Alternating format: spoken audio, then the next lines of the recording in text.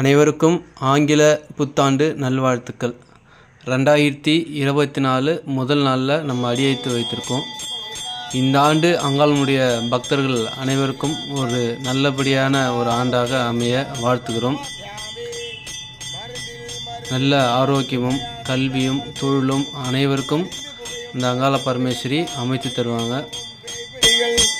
எரிந்த அண்டகோள்கள் எல்லாம் எங்கும் உலகம் திருப்பாதம் அறிந்து வருந்தியில துணித்தேனங்காளியாரே ஏரால் வெறுத்த அங்காளி பெருமாய் நீ இருக்க வேறோர் தெய்வமில்லை மாறா மாறி மதியும் விதியும் நீயாக மக்கள் ஆளா துயரமெல்லாம் போற்றும் மாதியான அங்காளி.